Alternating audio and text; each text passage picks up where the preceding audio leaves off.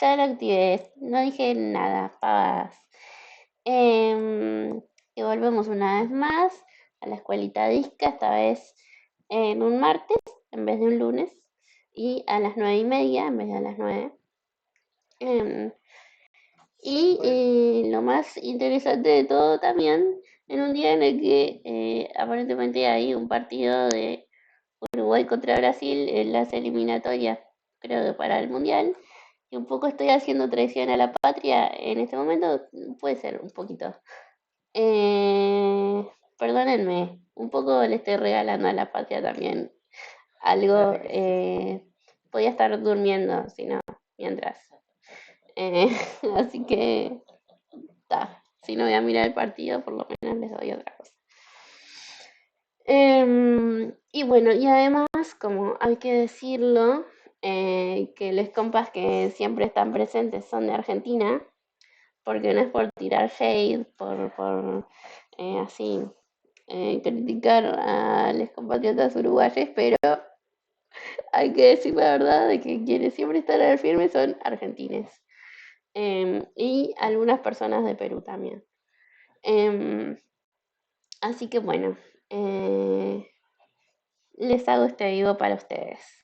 En el día además de la lealtad peronista. ¿Qué más quieren de mí? Y bueno, y la idea era hoy tener nuevamente una edición especialísima porque iba a venir el periodista, iba a venir Dani,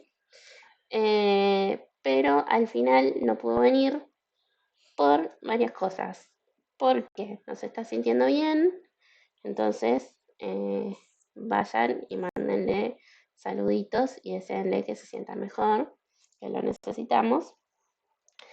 Y además porque estas son efectivamente los últimos días, la última semana antes de las elecciones de allá, y mucho laburo, muchas cosas, y como él dice que lo disca está de moda, bueno, efectivamente, políticos llamándolo, haciendo cositas, em, porque así somos, cool, y nos llaman. Entonces, bueno, no pudo ser en este momento por esto, pero la idea es que sí pueda suceder más adelante.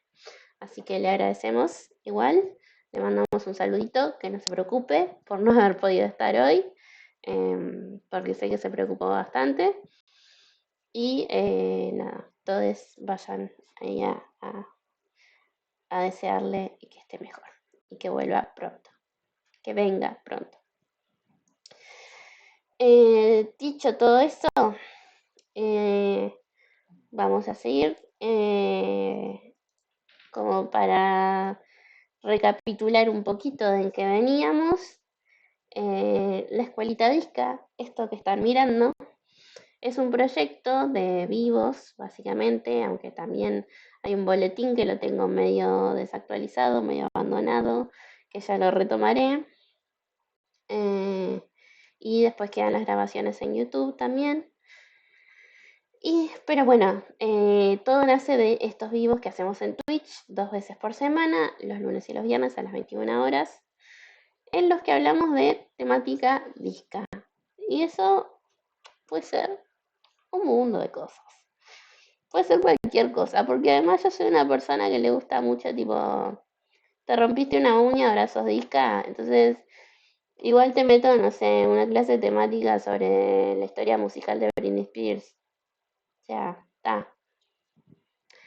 Ahí mi moderadora les está tirando toda la info muy práctica, que les viene muy bien si están mirando por primera vez, sobre las reglas para chatear, de tratarnos bien y de las redes donde pueden encontrar las cosas, las grabaciones y todo eso. Y bueno, básicamente en estos vivos, en esto de charlar, le pusimos como escuelita disca porque es como, bueno, esto de tratar de charlar entre nosotros, estudiar, enseñarnos cosas. Y porque además intenté porque como son tantas cosas, son tan cosas, eh, para poder segmentarlo un poquito o algo, dividí como las distintas charlas posibles en secciones, porque bueno, persona obsesiva de organizar todo, amante de los Excel y todo eso. Em, entonces dividí, como en mi mente, al menos por ahora ha tenido resultado, em, las distintas charlas que podemos tener acá entre em, las charlas, que son como las charlas sobre lo que quieras en general. Puede ser, no sé, sobre la vida del mono igual. No sé, tuvimos una en la que mostré todos los libros de hijas que tenía, que podríamos leer en un futuro. Tuvimos otra que fue la entrevista con Itzy, que hablamos del fanzine de Itzy, pero eh, fue una charla. Y así, podríamos hablar mañana de...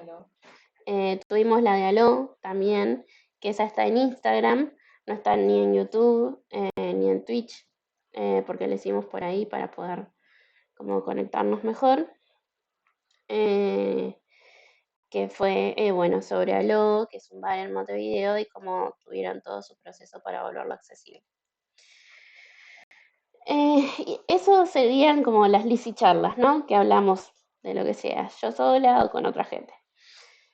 Y después tenemos las clases que denominé media disca, que es media por los medios. Entonces tenemos para leer libros, idealmente miraremos películas, escucharemos música en algún momento, miraremos pinturas, ilustraciones.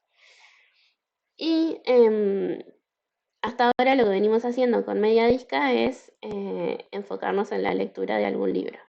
Entonces hicimos toda una serie de vivos de Media Disca sobre el fanzine de Itzy Guerra. Y después, y sí, estamos haciendo ahora toda una serie de vivos sobre los rengos de Perón. Que no hemos terminado eso. Eso es Media Disca y me falta una más. No me acuerdo de mis propias clasificaciones. Tenemos Media Disca, Liz y Charla. Y hay una tercera que no me acuerdo.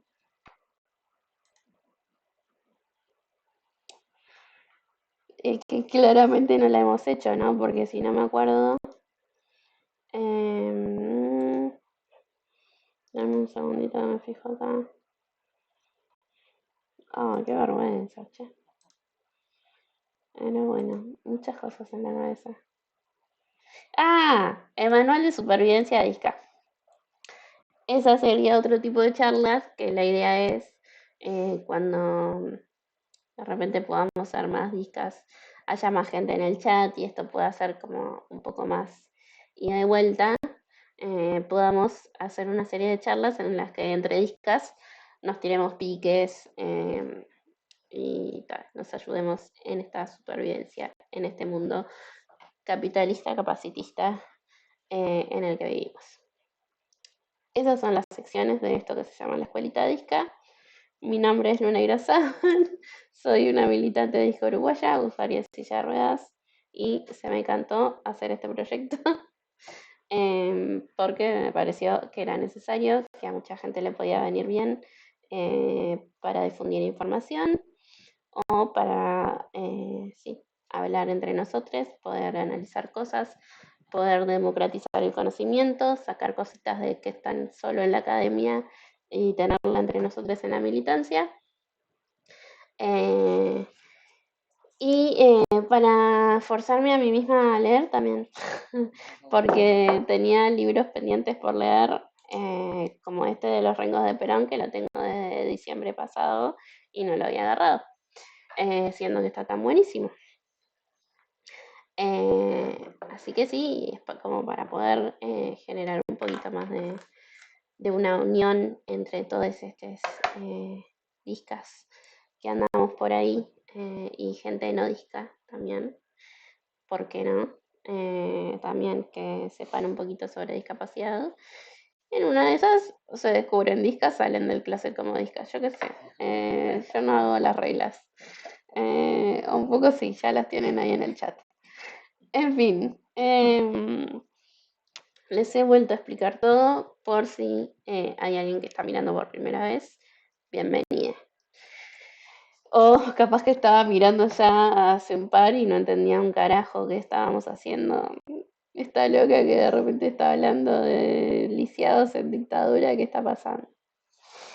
Y bueno, em, entonces, en las últimas clases veníamos leyendo Los Rengos de Perón, que es este libro que estoy mostrando en pantalla en este momento, que es verde con letras amarillas y dice Los Rengos de Perón y tiene una imagen recortada de un periódico de una manifestación con represión policial.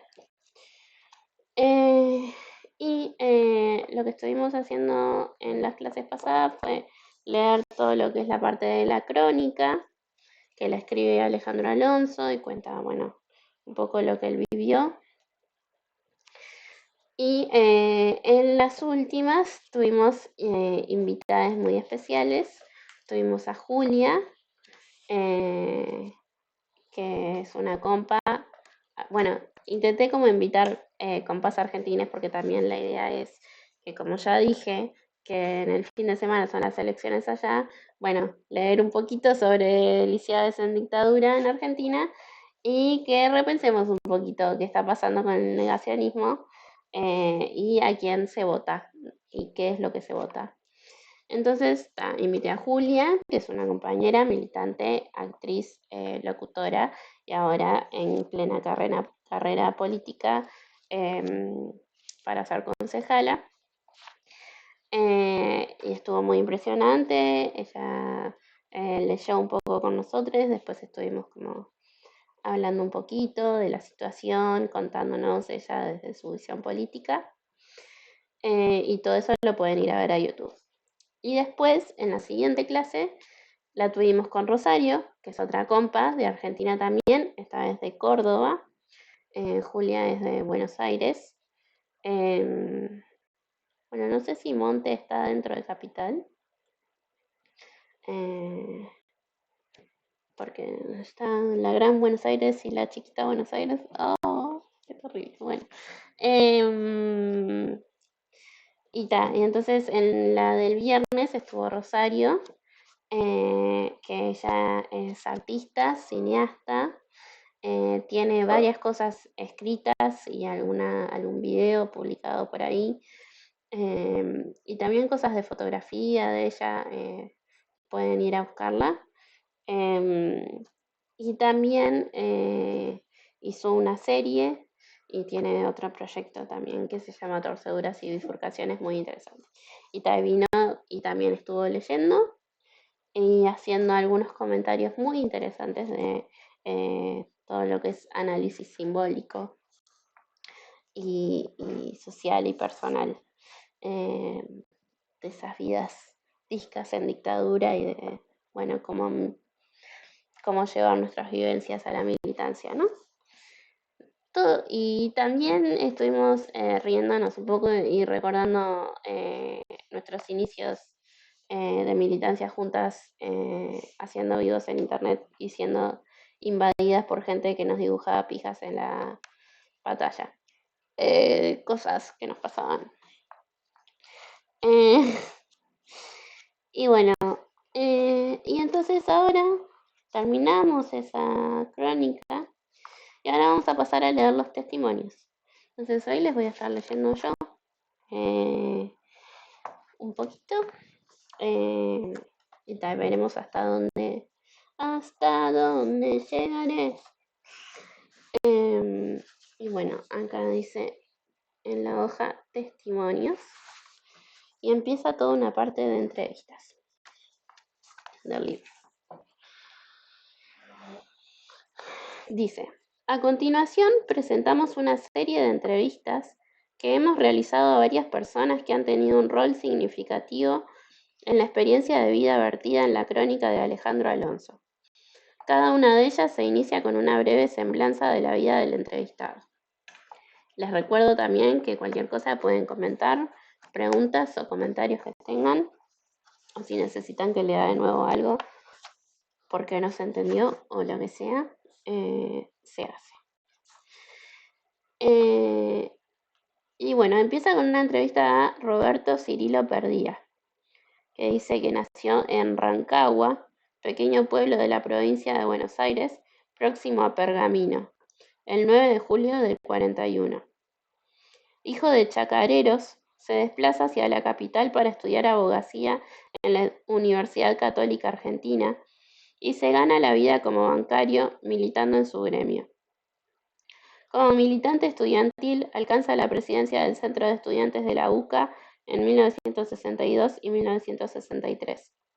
A los 23 años se gradúa de abogado y en el 65 abandona sus estudios sistemáticos de sociología para radicarse en el norte de Santa Fe, donde asesora sindicatos de la zona. En el 67 integra un grupo que se suma a la actividad guerrillera. Este se une a las FAP, Fuerzas Armadas Peronistas, organización en la que Perdía se distancia en los inicios del 70. Por ese entonces confluye en la formación de Montoneros, cuya dirección nacional integra desde el 72 hasta su disolución definitiva. Tras su reinserción legal, retoma su profesión de abogado, que ejerce en la actualidad. Hoy integra la gremial de abogados, cuya forma parte del grupo fundacional de la Universidad de los Trabajadores, IMPA, y es referente del movimiento social Organizaciones Libres del Pueblo, OLP. Y empieza la entrevista. ¿Vos sabías de la existencia del Frente en aquellos años? ¿Desde tu rol de conducción o de responsabilidad te habías enterado alguna vez? Suponemos que le pregunta del Frente de Lisiados Peronistas, que es el grupo que tenían estos lisiados peronistas.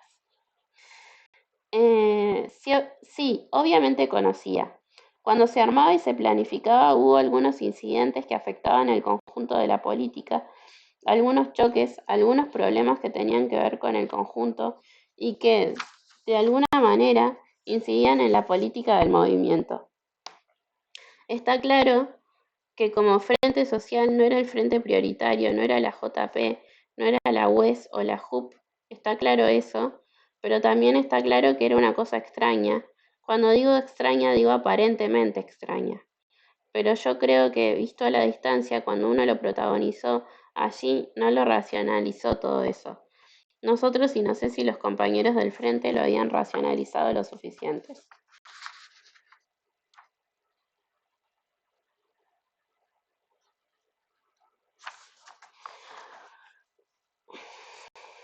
Uno de los fundadores, el Pelado Astiz, cuando él mencionó la idea de integrar a compañeros discapacitados.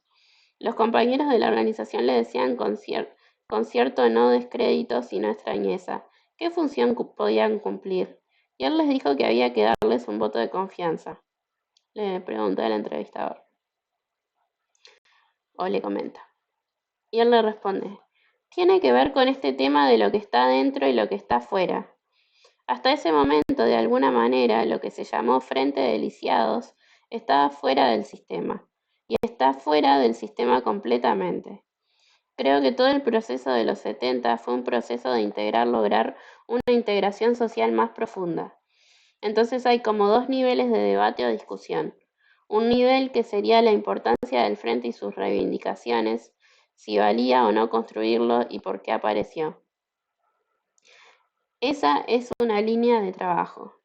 La otra línea de trabajo es la línea de producir un nuevo sistema de poder donde los que no estén. Yo creo que esa es la clave de lo que estaba dando vueltas. Esto lo racionalizo ahora. No es que en aquella época esto estuviera absolutamente claro. No, no digo eso, ni mucho menos me lo atribuyo. No estaba en la discusión, pero visto desde ahora, eso existió. Vos pensás, le vuelve a comentar, creo que es Alejandro el que está haciendo estas entrevistas, no estoy segura. Le dice, vos pensás cuando el FLP construye la ley laboral más importante de Latinoamérica, promulgada en septiembre del 74. Implicaba en ese momento que todas las empresas, todas, estatales, mixtas o privadas, tuviesen un 4% de su mano de obra discapacitada. Eso es un cambio de cualidad.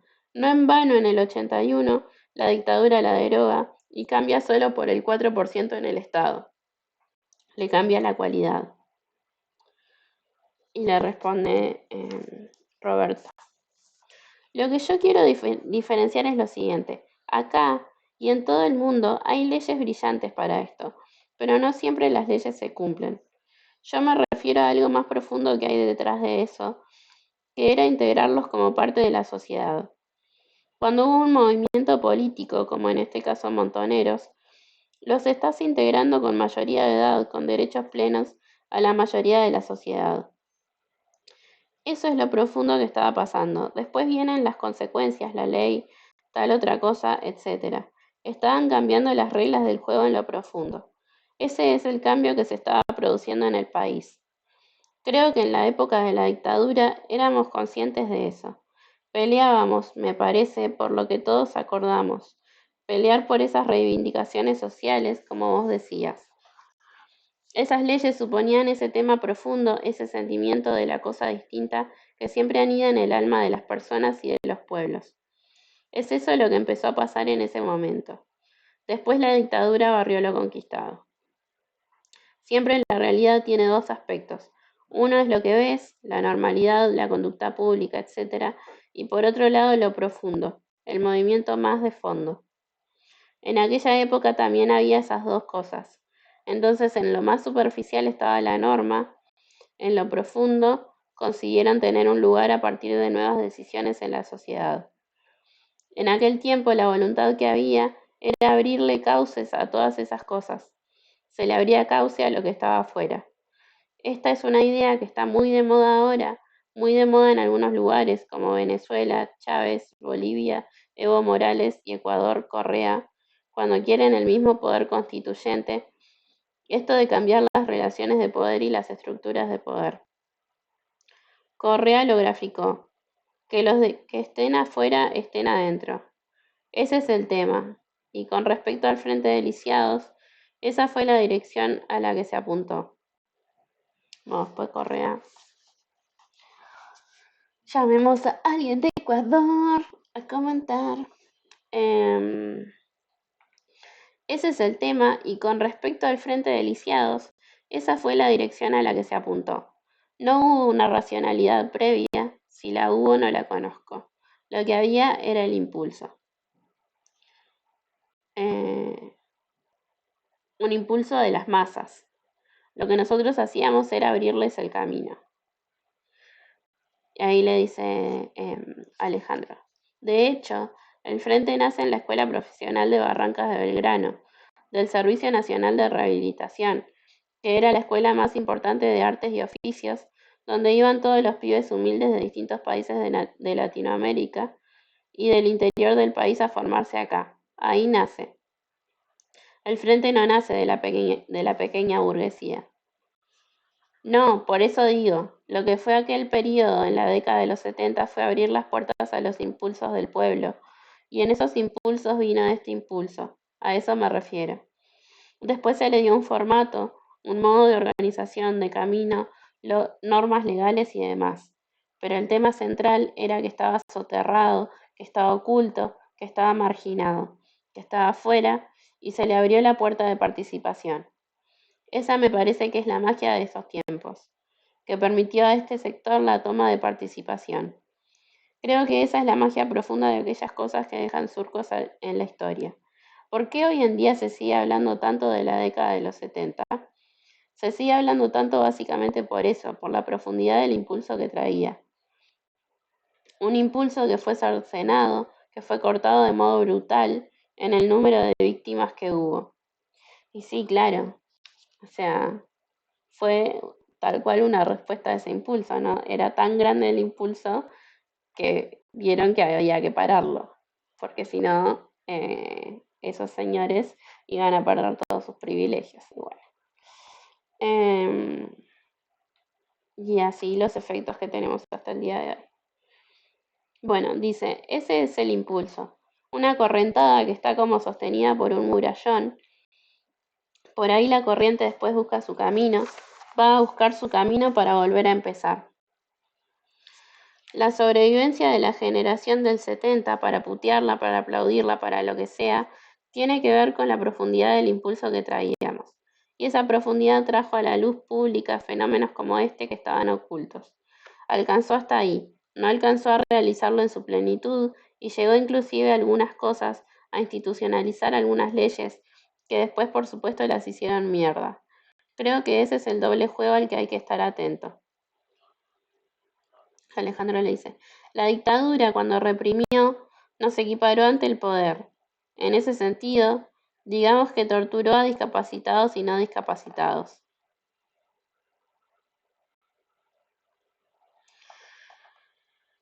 Y le responde, ese es un dato importante. Imaginemos otro momento de la historia. Nunca los discapacitados habían sido equiparados, me parece a mí, frente a lo que se consideran las personas normales desde el punto de vista político. Lo que hizo la dictadura fue ni más ni menos que ratificar la perversa democratización de un proceso que se venía dando. Al contrario de lo que uno podía imaginar, al revés, los integró, más que los integró, dio cuenta de la integración que se estaba produciendo. Cuando los asesina y los mata y los desaparece, al igual que el resto, lo que hace es reconocerlos en la plenitud de su dignidad, paradójicamente. Exactamente al revés de lo que podían pensar en su ideología.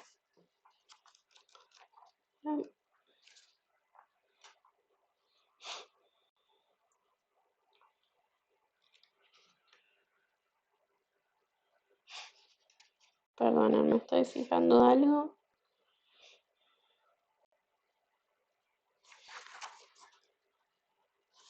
Pero bueno, no lo encuentro así a primera vez. Acá Alejandro le dice, cuando Videla dice textuales palabras, que tenga una dificultad física no la inhibe de ser una terrorista ideológica. Cuando se le pregunta por la primera compañera que desaparece. Exactamente, creo que el acto último de la dictadura de reconocerlos como subversivos y equipararlos es el acto de dignidad más grande que hicieron en definitiva respecto de este frente, al revés de lo que hubieran querido hacer. Creo que esta es la explicación más seria de lo que estaba tratando de decir, de que ellos veían la peligrosidad de eso en el sentido de que siempre el sistema de dominación lo que procura es evitar que les cambien las reglas del juego, y estábamos cambiándoles las reglas del juego, las reglas de juego del poder, no solamente la ley. Por el testimonio de los sobrevivientes que declararon en el juicio contra el turco Julián en el 2006, relataron el particular ensañamiento con el compañero José Poblete, quien dirigía el frente. Por lo tanto, el prejuicio también se sobredimensiona en el campo de concentración. Tenían particular ensañamiento por su condición de dirigente y de discapacitado, le dice Alejandro. Y le responde Roberto, no conozco ese testimonio, pero debe ser así. Sencillamente creo que la explicación debe ser, me parece, vincular el prejuicio existente con la realidad que se vivía. Entonces, abre comillas, son hijos de puta como los demás, además es un ciego de mierda, un tuerto, un rengo, ¿qué carajo hacen acá? Se le suma el viejo prejuicio. Creo que ahí lo que se hace es integrar los dos elementos, discapacitado y militante. Le dice Alejandro, por ejemplo, le pegaban más por chileno y por tener una compañera linda. Le responde, se juntaban todos los prejuicios. Claro, porque si es chileno, más linda la compañera, su carácter físico, eran todos los prejuicios juntos. Faltaba que fuera judío. Bueno, a una compañera que era judía le pegaban por discapacitada y por judía. Por eso digo, ¿cómo funciona el sistema de categorías, no? En ese caso, me parece que hay superposición de categorías. la categoría de la siniestra democratización del proceso, más la existencia de resabio cultural discriminatorio. Ahí se integran los dos elementos. Por eso reciben un tratamiento todavía peor al del preso político común. La explicación va por ese lado.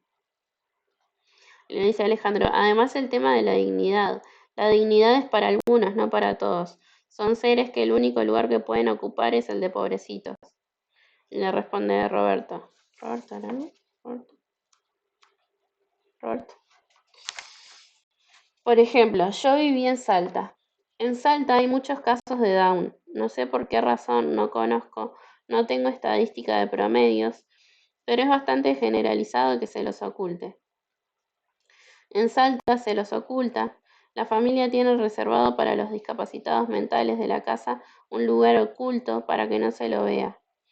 Eso supongo que se ha ido superando. Creo que Carmen, que estaba comentando la otra vez, está viviendo en Salta. Así que si ves esto después, querés comentar algo, mandar info, bienvenida. Le decía, ha cambiado algo en eso. Le dice Alejandro, el altillo, donde guardamos al loco. Claro, esa era la cultura de la que veníamos. Ocurre que esos tipos, me refiero a los que había que ocultarlos del resto, son uno más. Y después los compañeros del frente consiguieron instalarse en un lugar más como cualquiera. Esa es la importancia de lo que pasó. Le dice Alejandro, me parece que lo más significativo de esta historia era que este grupo pertenecía a una organización guerrillera. Tuvieron la osadía de pertenecer a un grupo que quería cambiar la historia. Le dice Roberto, me permito el autobombo, no por este hecho, sino en general.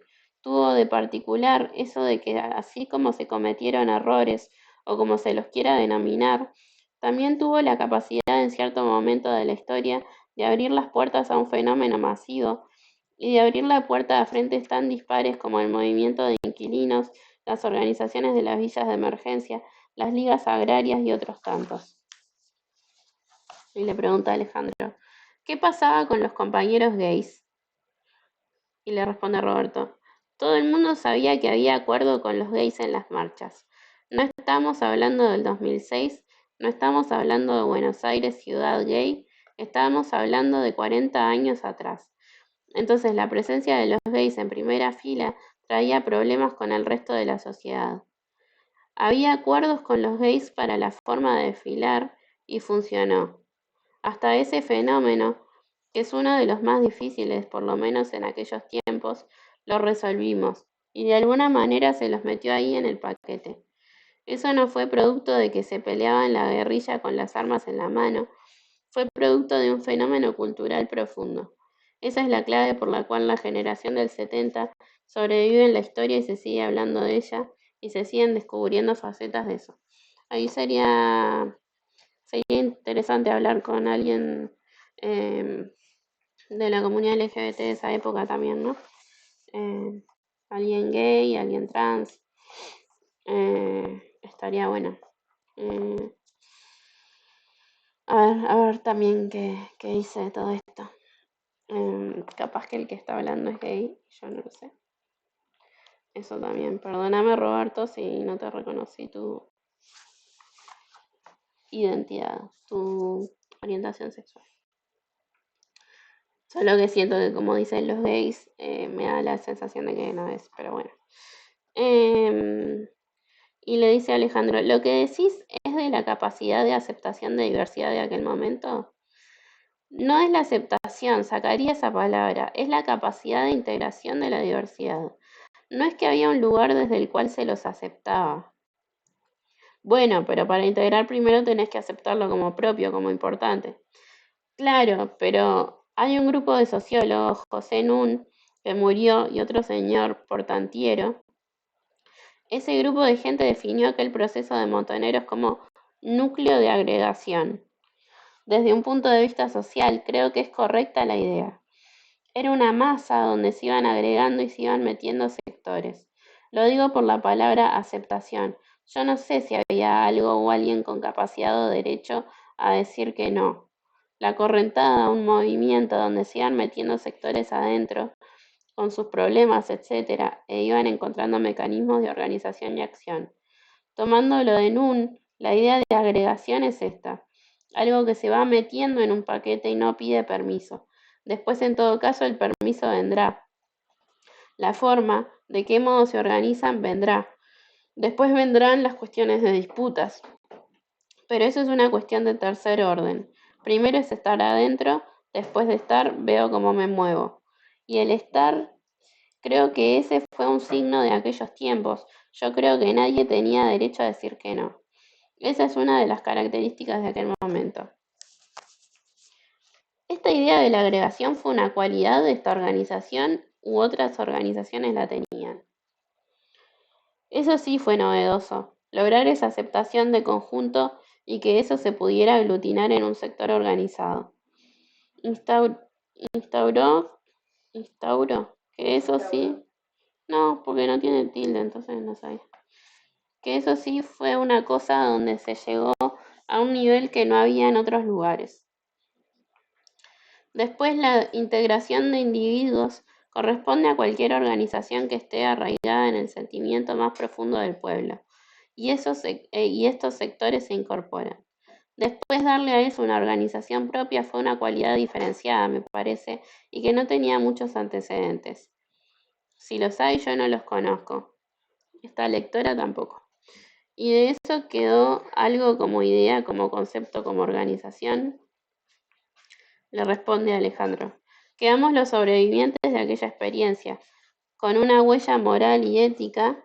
Acá como que se da vuelta un poquito, porque le pregunta el entrevistado a Alejandro, le pregunta lo de, y de eso quedó algo como idea, como concepto, como organización. Y Alejandro le contesta, quedamos los sobrevivientes de aquella experiencia, con una huella moral y ética acerca del compromiso con lo que se debe hacer, pero entendiendo que el fenómeno de la discapacidad, por decir un fenómeno particular, está atravesado por los tiempos que nos toca vivir. Por lo tanto, la gente tiene otras expectativas que aquellas. Pensá que en el 73, en la asunción de Cámpora hasta Ezeiza, que es un punto de inflexión para el pueblo argentino y también para este frente, había movilizaciones con 200, 300 compañeros. Y después de Ezeiza y de la represión del túnel de la Libertador, disminuye este grupo. Pues acá es donde hubiera necesitado el periodista para que hablara de estas cosas. Y contara que esto de Cámpora y Ezeiza y la represión. Igual leímos algo de eso, pero...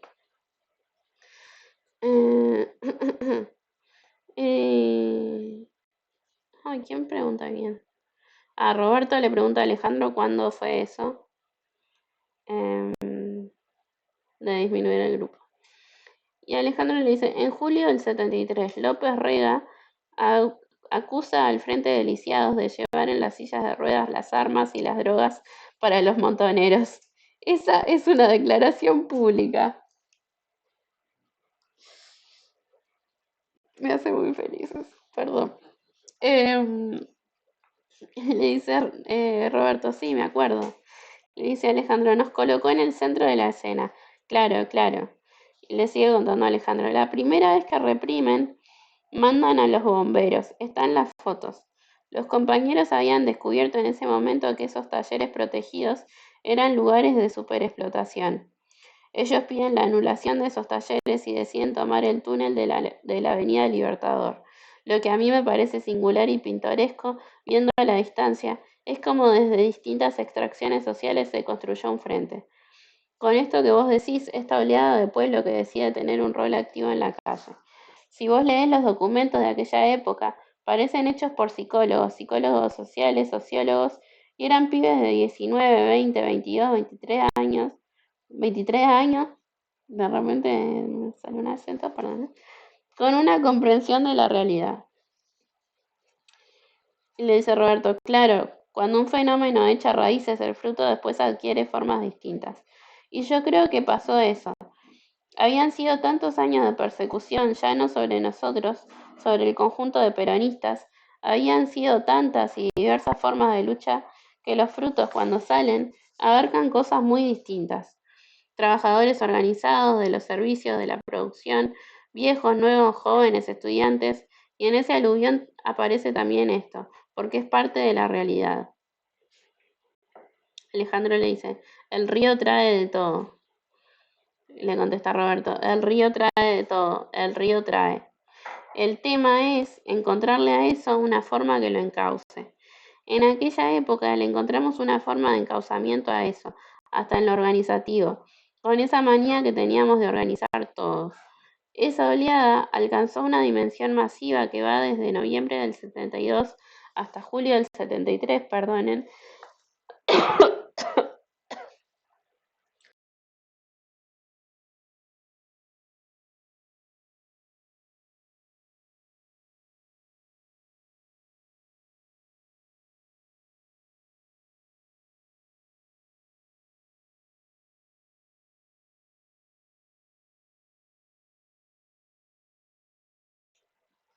Volvemos. Esa oleada alcanzó una dimensión masiva que va desde noviembre del 72 hasta julio del 73, entre el primer retorno de Perón y Ezeiza. Tuvo tal importancia que, yo creo, fuimos al sector político hegemónico en la Argentina en esos 6 meses. Y fue hegemónico por el grado de vinculación con el proceso de masas. Alejandro le dice, no fue tan fácil eso. Él le dice, no había ninguna experiencia internacional. Era lo que las masas querían, era lo que el pueblo quería, esa correntada. Bueno, vamos a caminar, después vemos cómo enderezamos. Esa es la explicación. Ser fieles a lo que sería el mandato, que había que interpretarlo, claro, pero que era el mandato de las masas. Fue la maravilla en aquel tiempo pescar ese fenómeno. Dice 6 meses, de noviembre del 72 hasta julio del 73. Dice, entre el primer retorno de Perón y ese hizo. Dice, esos 6 meses no son casuales, son poco debatidos en la literatura actual, discuten cómo pegarle a la conducción, el tema de la contraofensiva, pero eso no se discute, porque si se discutiera eso, estaríamos pensando qué tuvo de profundo ese momento histórico. Estaríamos tratando de escuchar esos ruidos, qué tratan de decir, y preferimos no hablar de esos ruidos, y sí hablar de otra cosa, que apunte a desprestigiar lo que se hizo, que apunte a romperlo, que apunte a negarlo, para que los pueblos en definitiva no se reconozcan en esa experiencia y no se escuchen en sus deseos actuales. Imagino que esa es la clave de lo que está pasando, de lo que pasó en Argentina en aquel tiempo, en aquel momento, y digo ese momento, hoy hablando del 72-73. Sospecho que había una capacidad profunda de comprender lo que pasaba. El fenómeno significativo fue la participación electoral, una ruptura con las historias de todas las guerrillas existentes hasta ese momento. Y Alejandro le dice, siempre se trata de conceptualizar acerca de fenómenos individuales. La resolución de temáticas no es por la agrupación, sino por experiencias particulares. Eso es parte de la ideología.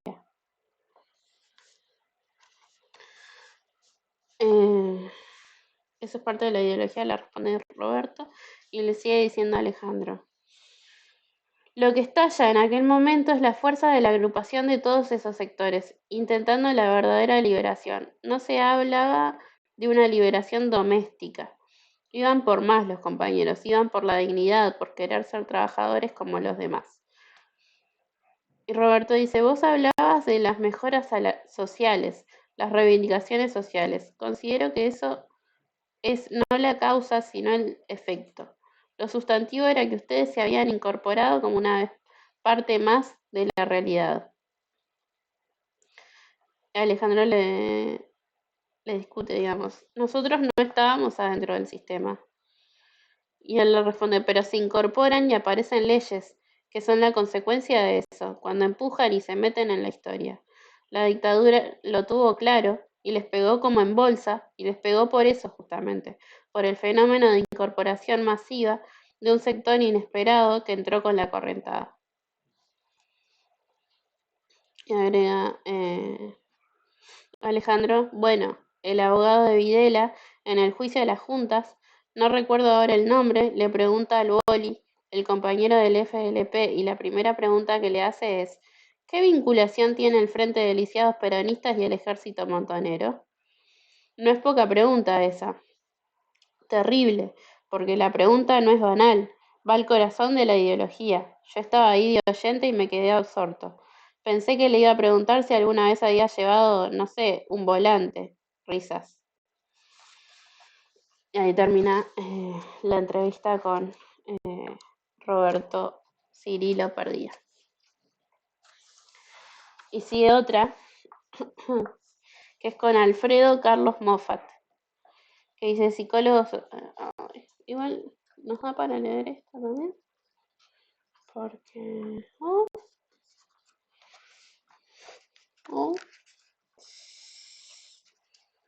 se las leo rapidito. Tal, está jugando Uruguay. Podemos mientras, ¿no? ¿Qué te parece? ¿Sí? Dice, entrevista a Alfredo Carlos Moffat, que nació en el 34, psicólogo social, psicodramatista y arquitecto argentino, fundador de la Escuela de Psicología Argentina, uno de los discípulos predilectos de uno de los padres de la psicología latinoamericana, Enrique Pichón Rivière. Su carrera se caracteriza por distintos aportes en el ámbito comunitario y por el desarrollo de innovadoras terapias populares. Dentro de las organizaciones autogestivas por él erigidas se destacan la Cooperanza en el Borda, distintos talleres de recreación que operan en el patio del hospital donde todos los sábados ininterrumpidamente desde el 85, tienen por objetivo fomentar la trama vincular y fortalecer el sentimiento de identidad de los internos. De allí nace como taller LT22 Radio La Colifata en el 91. El Bancadero, mutual de ayuda psicológica alternativa ubicado en el barrio porteño de Once. En esta organización vienen trabajando solidariamente cientos de psicólogos sociales y psicólogos clínicos. Se calcula que ya han asistido a más de 35.000 personas. El Bancapibes, una comunidad para chicos de la calle. Las Ollitas en La Matanza, organización autogestiva de ollas populares para chicos de barrios marginales, donde no faltan los juegos, la música y el teatro espontáneo.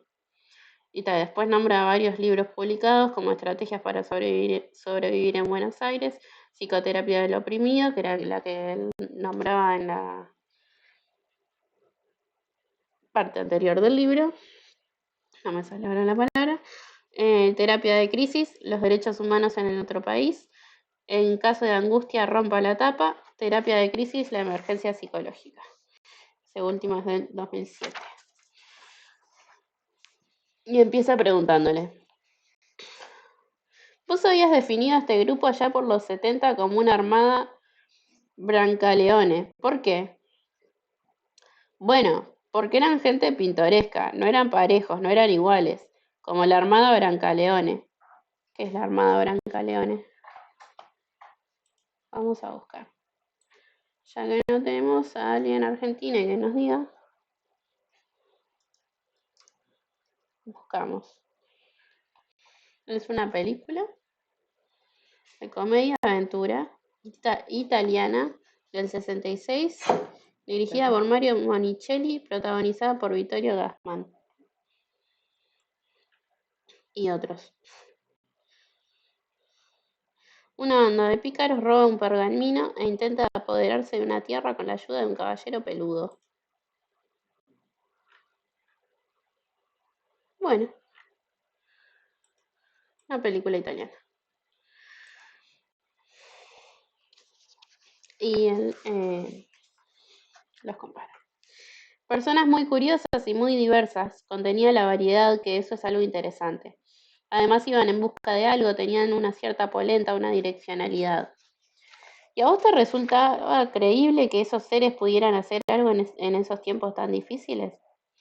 Eran muy polentosos, era gente, bueno, Martín, vos, Norberto, Marisa, el poeta ese que ahora se eclipsó, Hugo, ¿no? Gente que a pesar de una discapacidad seria lo habían resuelto. Mira, Norberto, que tenía superpuestas varias discapacidades, venía lo más bien. Lo subían entre todos, ¿te acordás? Con carrito y todo. Así que era muy pintoresco.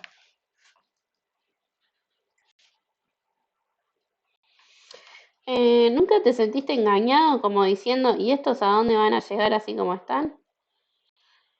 No, porque se veía que era de verdad, se veía. ¿En qué?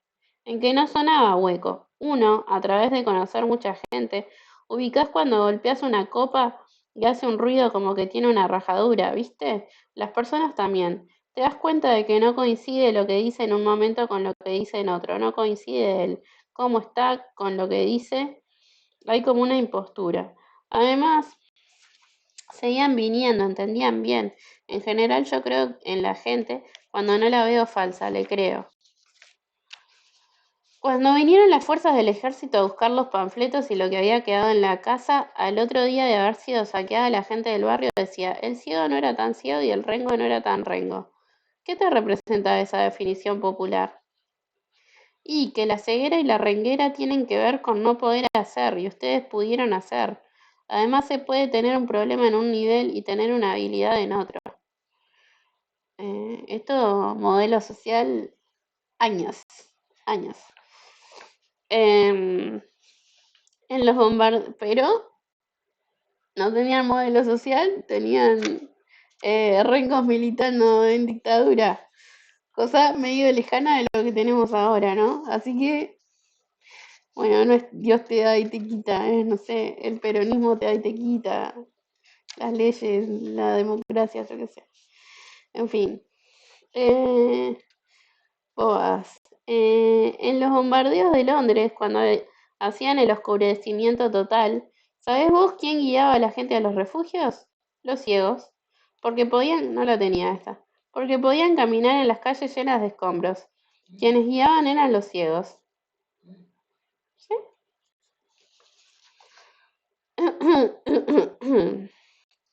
Em, Voy a buscar, hay que buscar eso. Em, Le dice Alejandro, cuando se produce ese entrecruzamiento entre la militancia y la discapacidad, que son dos temas fuertes, ¿qué pone en juego en los demás? ¿Qué les trastorna a los otros? Creo que les da culpa. Cuando yo fui a un hogar para espásticos, tocaban música y bailaban, pero se caían y quedaban trabados. Entonces yo los destrababa y los paraba, volvían a bailar. Después llegaban los padres y yo sentí culpa de no tener esos movimientos involuntarios.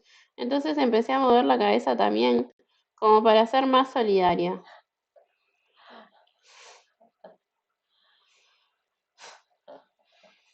En estos lugares de tanto dolor aparece mucho el humor, le dice Alejandro.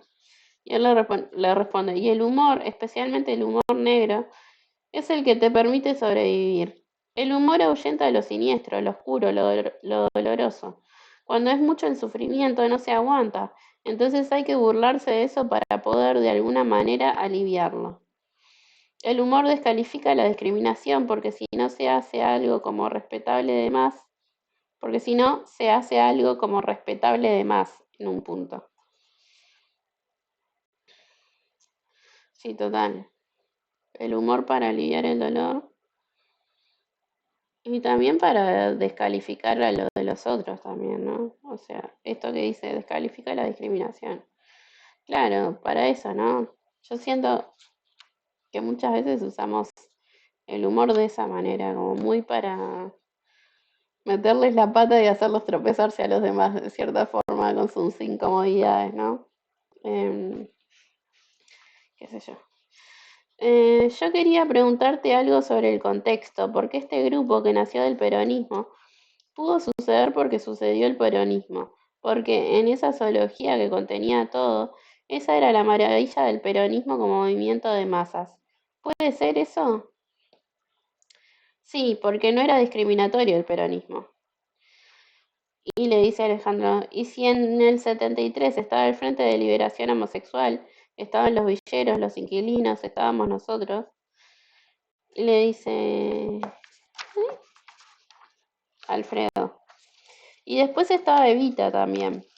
Evita era una actriz de origen dudoso, de filiación dudosa. Además, el personaje del descamisado, del grasita, entre comillas, grasa quiere decir ordinario.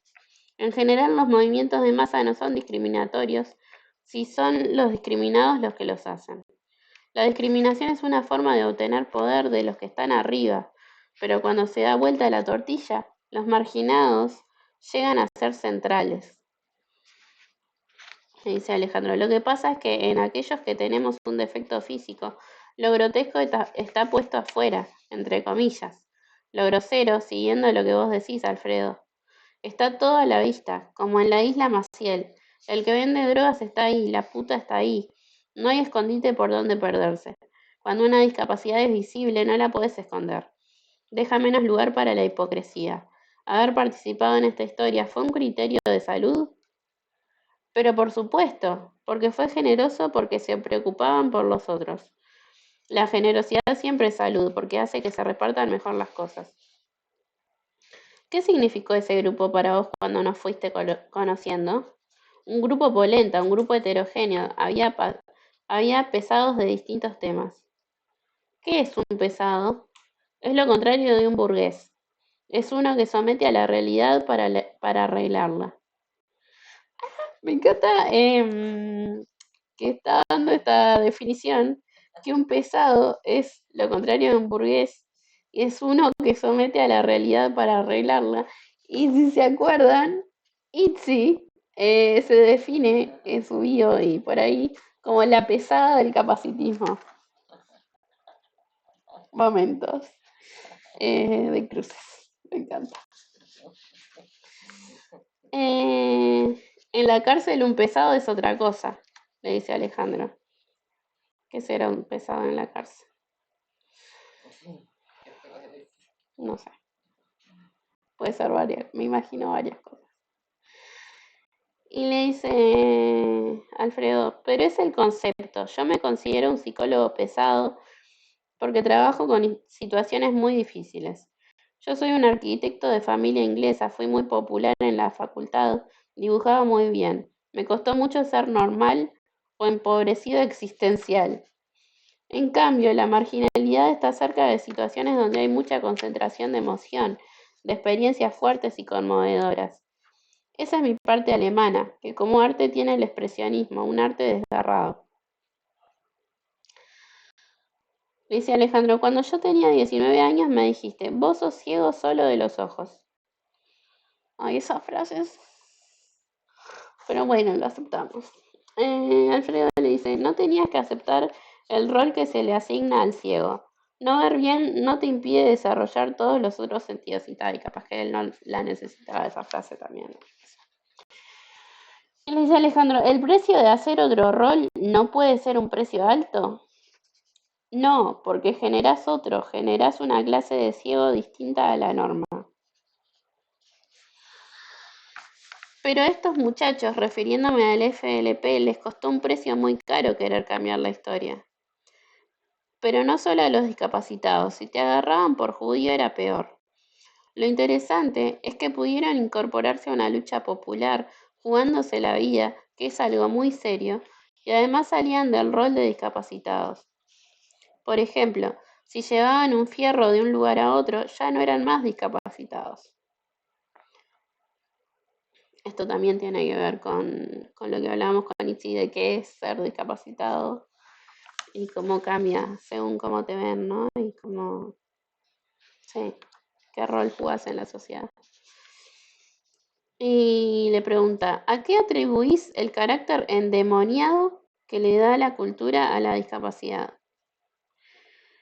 Endemoniado y angelado, ¿no? ¿Cómo es cuando las cosas significan? Qué contradicción. A que todo lo diferente y que testimonia, a que todo a lo diferente y que testimonia el peligro espanta, no es percibido. Una nena del Bancapibes de 5 años que no tiene nariz, no tiene oreja, no tiene pelo, no tiene párpados, nada tiene, es una especie de máscara destrozada. Es invisible al burgués porque el burgués niega todo. No entendí mucho, pero bueno. Le dice, hay una estética burguesa también. Le dice, lo normal. Dos brazos, dos piernas, cierto peso, cierta gordura, todo lo distinto lo asusta. Es una cultura de la burocracia. Papel higiénico, colinos, todas esas cosas tienen que tener a mano y además ser normal. Un ciego no es normal. ¿Y tu vieja encajaba en ese modelo? Le pregunta Alejandro. Dice, no, yo nunca la vi caminando, pero sin embargo cumplió la función de madre perfectamente. Oh, pobre. Cuando yo nací tuve una situación, casi una psicosis corporal, una artritis reumatoidea gravísima. La deformó toda y la dejó en un sillón de ruedas con muchos dolores. Pero mi vieja era emigrante alemana de la guerra del 14. Entonces estaba fogueada y superó la enfermedad. Incluso cocinaba con aparejos de madera. No sé cómo hacía. Si me decían que mi mamá era paralítica, yo decía, ¿cómo paralítica? Si cumplía todas las funciones. Bueno, acá también lo que hablamos con Itzi de el funcionar, ¿no? Ojalá esa madre no hubiera tenido que funcionar, ¿no? Pero bueno, está. Entonces esto a mí también me dio capacidad para pelear las situaciones difíciles. Siempre encuentro una solución. A mí me gustan los monstruos, me fascinan, me siento identificado. Es monstruoso lo que no es normal, o sea, lo que está fuera de normal, lo desconocido. El concepto de monstruo es equivalente con el de minoría. Cuando yo era chico, en Pergamino, los putos eran monstruos. Ahora anda a decirles algo y te hacen una denuncia al INADI. En Río de Janeiro estaba con un grupo que era mayoritariamente homosexual. Allí los heterosexuales eran los monstruos.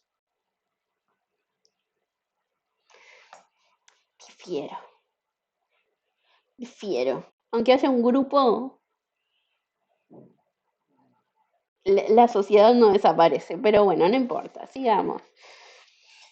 En la cárcel, el más delincuente es el más respetado, el carterista es un pichi. En matemáticas, el 13 es monstruoso porque no es divisible, también el 7. Le dice Alejandro, ¿qué es ser incompleto? Recuerdo al colectivero que me dijo, mirá qué bien que vendés, y eso que sos incompleto. Como si me faltara una pieza de fábrica. Porque le falta un pedazo de la máquina, porque eso somos, máquinas de trabajar. Está claro. Y le dice él, eso es por miedo al monstruo. Está dicho desde el mundo normal, entre comillas, es. En el manicomio no son locos, son compañeros entre ellos. No estoy estando de acuerdo con lo que estoy leyendo. No estoy de acuerdo con las posturas. Que se sepa.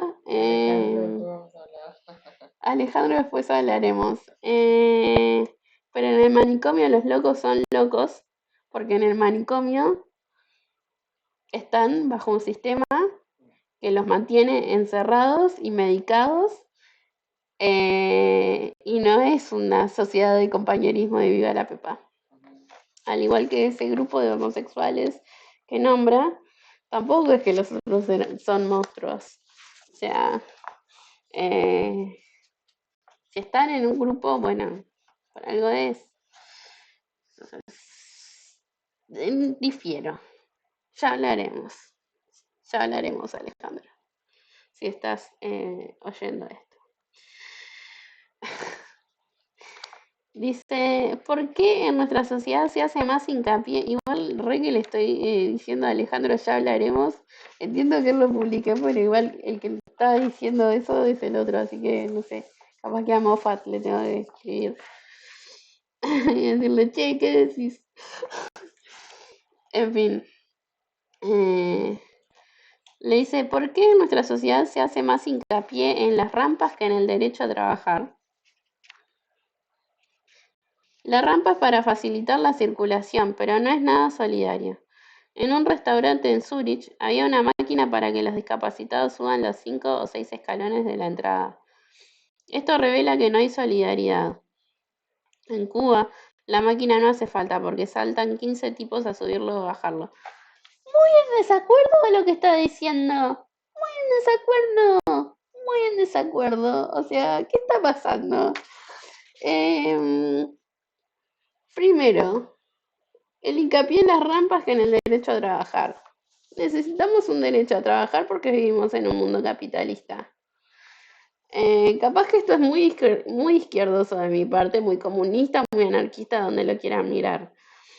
Pero las rampas en otros lugares no es solo una cuestión para la burguesía que puede disfrutar de ciertos privilegios, aunque muchas veces sí hay algo de eso en ciertos reclamos, si se vuelven los únicos de reclamar de lugares burgueses. Pero también está el derecho al ocio, eh, que es igual de importante o más que el derecho a trabajar. Entonces ahí también están las rampas en el resto de las cosas. Y después lo del restaurante de Zurich, que tiene una rampa, una máquina, y después en Cuba la máquina no hace falta porque saltan 15 tipos a subirlo o bajarlo. No, o sea, y no estoy defendiendo Zurich sobre Cuba para nada, pero digo, que salten 15 tipos a subirlo o bajarlo no es la solución. Me parece que en el 2015 que se publicó este libro, eso ya debería estar clarito. O sea, entiendo que él lo que está hablando es de la solidaridad de la gente, que en Zurich no hay y en Cuba sí hay, y eso es claro y lo sabemos todos. Pero por cómo está planteado no me parece, ¿viste? Decir la máquina no hace falta, la máquina siempre hace falta. Hace falta distribuir las cosas para que todos los países y todas las personas, sin importar su nivel económico, puedan acceder a las cosas, a las máquinas. Pero bueno, está. En fin. Le dice, ¿cómo te suena este nuevo lenguaje? Capacidades diferentes, necesidades especiales. Es encubridor, como la frase una larga y penosa enfermedad, en vez de cáncer. Y siguiendo la línea del demonio, del monstruo, ¿por qué se relaciona al discapacitado con lo asexuado? Eso está en relación con el modelo cultural, le dice.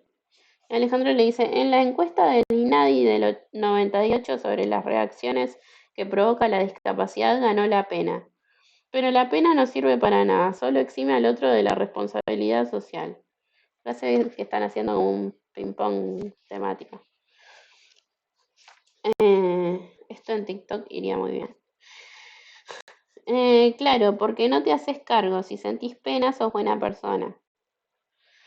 Algunos te dirían que gozás con el sufrimiento ajeno. Yo no gozo, me siento hermanado, me parece gente, en general, más rica existencialmente, más interesante. Recuerdo la frase del compañero Norberto, a mí me pasó un tren por encima, tenía coraje para vivir. A veces se desarrolla mucho el coraje. ¿Cómo se inicia la relación con este grupo? Era un grupo de psicoterapia, un grupo de aprendizaje de técnicas de crisis, y con él, por Alejandro, entonces capaz que no estaba hablando con Alejandro, sino con Héctor.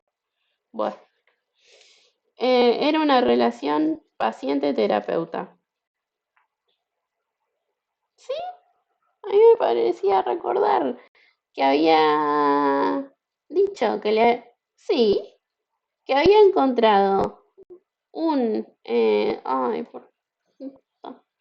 que había encontrado un libro en una biblioteca, en una librería, y que había conseguido su contacto y que había empezado a hablar con él de ahí, no por el paciente terapeuta. Pero bueno, supongo que devino en eso, no sé. Dice, encontramos a alguien que no tenía miedo a la diversidad, no te asustaba lo distinto. Le responde la persona que lo está entrevistando. No, yo no me asusto de nada, no me asusto ni de Brisa, una niña con el rostro desfigurado, que ahora tiene 6 años y la gente cree que tiene 30. La otra vez, porque eso sería como el colmo. Bueno, está. La otra vez, voy a escribirle a Moffat cuando termine. La otra vez un taxista me dijo, perdón, la próxima escuelita disca debate. Ah, no, bueno, está, muy claro. La otra vez un taxista me dijo, qué lindo fantasmita, pensando que tenía una máscara. Cuando quise comprarle un juguete, el juguetero no quería cobrarme, se puso a llorar. Salir con brisa a la calle es un termómetro para medir la hijaputez de la gente, para ver quién se conmueve y quién no la ve. Quería una muñeca y no se la compré porque le arrancaría las orejas y el pelo para que sea como ella. Su muñeco preferido es Tweety, que no tiene orejas ni nariz. A él le gustan los monstruos cuando son luchadores, le dice el entrevistador. En ecología hay una categoría de especímenes que se llaman monstruos promisorios. El monstruo promisorio es un animalito que tiene una mutación que se transforma en una deformidad y esta deformidad se convierte en una ventaja si hay un cambio de medio. En el Pacífico empezaron a nacer unas mariposas ásperas sin alas y al cambiar el régimen de vientos las únicas que sobrevivieron fueron las deformes. Por la de torceduras y bifurcaciones. No todos los monstruos son promisorios. Son promisorios aquellos que se adaptan al nuevo momento. Yo, cuando empecé, era un psicólogo monstruo, porque ningún psicólogo en ese momento se dedicaba a los pobres, se dedicaban a los ricos, la burguesía, el diván, etc. Ahora que el país está dividido en ricos y pobres, el único que tiene la tecnología para trabajar con los pobres soy yo. Soy un monstruo promisorio porque apunté en una dirección. Si el país se enriquecía, cagaba, quedaba monstruo, monstruo. Pero el país se fue a la mierda, se llenó de pobres, de cartoneros, y ahí estaba yo, que a los cartoneros los conozco como si los hubiera parido. Y ahora soy el psicólogo de referencia y me llaman para cualquiera de estos quilombos raros. Felipe Solá me nombra asesor del gabinete. Le dice el entrevistador. Norberto era un combatiente de la vida. Yo recuerdo que estaba tan solo que una vez compró flores y buscó una mujer desconocida para regalárselas. Qué patético. Hay un relato de Galeano sobre un chupadero donde estaba prohibido conversar. ¿Qué es un chupadero? Bueno. Los secuestrados se arreglaron para representar una obra de teatro sin palabras, con gestos y ademanes. El aplauso consistía en golpear los dedos índices. Es decir, aún en situaciones tan terribles podían hacer teatro. El concepto de marginalidad es un concepto que depende de un prejuicio que clasifica. Un buen ciego tiene que estar con la cara para arriba parado en una esquina. ¿Qué es para vos la idea de resentimiento? Son configuraciones sociales. El rengo es agresivo o el rengo te caga. Es el miedo a ser rengo, entonces lo rechazo. Los judíos son tomados por sucios o por malos o por peligrosos.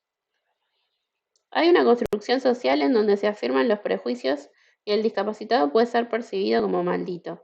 Alguna vez alguien que ayudaba a cruzar la calle me dijo, ustedes los ciegos ven más que nosotros, porque ven con los ojos del alma. La sociedad te sobreprotege o te sobrevalora, pendula de un lado a otro. Le dice, el caso de los rengos peronistas era el caso de unos rengos combatientes que abandonaron su discapacidad porque demostraron que eran capaces de hacer lo principal en ese momento, que era hacer la revolución. Ya no voy a criticar más. En los 70, los compañeros del Frente de Lisiados, cuando toman el túnel de la Avenida Libertador, son igualados por el sistema, ya que López Rega los manda a reprimir de la misma manera que cuando los acusa de llevar las armas de los montoneros a Ezeiza, le dice el entrevistador. Le responde, a veces no hay otro recurso que desarrollar técnicas alternativas. Mi vieja estaba casada y tenía un hijo cuando se enfermó y no tenía otra posibilidad que ser madre. Así adquirió esas habilidades con palitos y buscó recursos especiales para cocinar siendo paralítica. No eligió, fue una necesidad de realizar la vida. Es como lo darwiniano, hay monstruos y monstruos promisorios. Cuando el monstruo promisorio termina, qué difícil de decir monstruo promisorio, termina la monstruosidad, con ese monstruo termina la monstruosidad. El pez ese que se adapta es el comienzo de la conquista de la tierra y de los reptiles. Los reptiles son pescados que endurecieron sus escamas y desarrollaron patas donde había aletas. Los primeros habitantes de la tierra son monstruosos para nosotros. Parece que los primeros hombres fueron negros y que después nosotros perdimos el color. Rodolfo Livingstone contó que en Cuba, al encajarse un camión en el barro, tuvieron que bajarse todos a empujar. El capataz dijo, vamos, empujen, el blanquito también. Ahí se dio cuenta de que le faltaba algo, que él era el monstruo. Sí, el monstruo... Wow, me encanta. ¿Qué recordás de Pepe como algo singular? Era inteligente, tenía humor, tenía presencia, tenía fuerza. No se notaba que no tenía piernas. Se manejaba con energía. A veces una situación tan traumática desarrolla una sobrecompensación. Por ejemplo, los ciegos por lo general tienen una escucha mucho más fina que los videntes. Se refiere a mí, dice Alejandro. Sí, el ciego. Siempre me doy cuenta cuando se dice rengo de mierda con mala leche y cuando no. Era Alejandro, sí, el que lo estaba entrevistando. Entonces, no. Y le dice esto de la mala leche. Y él le dice, en los barrios es muy concreta la designación. El ciego, el polaco, el ruso. Volviendo a los rengos peronistas, se juntaron todos los que tenían una buena sobrecompensación. Le dice Alejandro. Y además, o dice, no sé. Además, el FLP no nace de la pequeña burguesía. Sale de todos los desprolijos de la historia. Nace de la Escuela Profesional de Oficios que había en el Servicio Nacional de Rehabilitación, que anteriormente había sido la ciudad de los niños de Vita, en Barrancas de Belgrano. Después se sumaron otras personas, pero el frente no nace de una extracción burguesa. Curiosamente, yo me imagino todo, pero cuando sueño, sueño que veo. Uno se resiste, uno es mañero, no hay visión negra, eso es mentira. Veníamos a la casa de Moffat para aprender técnicas, para ser más revolucionarios aún. Robarle, en el mejor de los sentidos, técnicas a él. Pensábamos que en la clase popular nos iba a ser muy útil lo que él nos enseñaba. No nos cobraba y le pagábamos con mercadería que vendíamos en los colectivos. Y termina preguntándole, ¿y vos, Moffat, qué aprendías de ellos? Dice, era mi revolución. Era el trabajo que me encargó mi madre, la paralítica, reparar vidas. ¿Lo odiamos a Moffat? ¿Podemos decir eso? No podemos decir eso porque no lo conocemos. Acabamos de leer solo una entrevista de él. Pero lo averiguaremos. Uy, nació en el 34. Yo quería discutir con él, pero me parece que me da una sensacióncita de que eso no va a ser posible.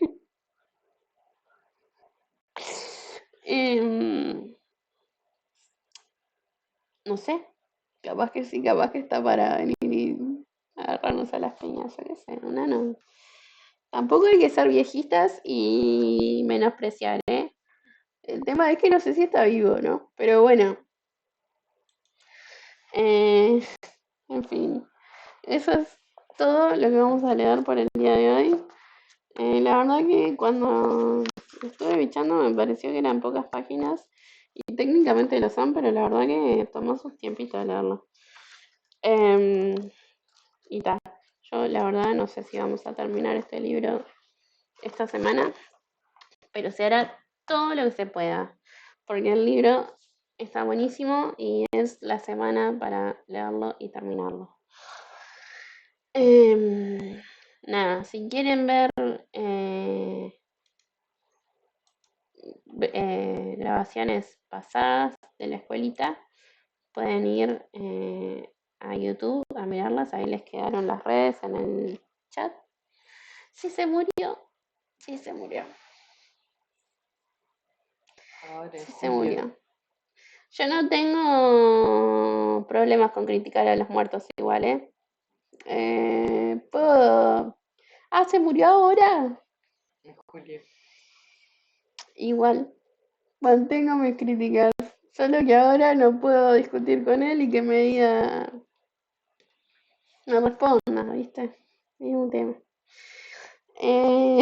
Pero bueno, ya le preguntaré a Alejandro. Con un poquito más de respeto del que estoy mostrando en este momento. En fin, eso, pueden ir, gracias por buscarme esa información. Pueden ir a buscar las grabaciones pasadas en YouTube, que les quedó ahí en el chat, en las redes. Y les quería mostrar, así, por último, antes de irnos, em, y despedirnos hasta el viernes que viene, a las 21 horas, tal, tal vez terminar de leer el libro. Les quería mostrar que ayer publiqué algo en mis redes, que si les gusta mucho este contenido y son de acá de Uruguay, y tienen una monedita para aportar, vengo con esto de hacer una colecta para la silla de ruedas que necesito. Y resulta ser que Noticias llega ahora a finales de octubre. Eh, Llega 1 de noviembre la silla.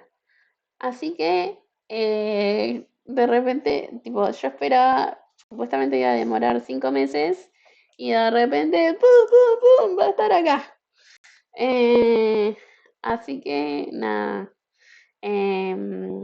salió a hacer una rifita como para llegar a la segunda mitad del costo de la silla, que se había llegado a la mitad ya en, no sé, 2 meses. Em, y nada, ahora hay que llegar al precio total. Entonces, solo para mostrarles un poquito así rápidamente.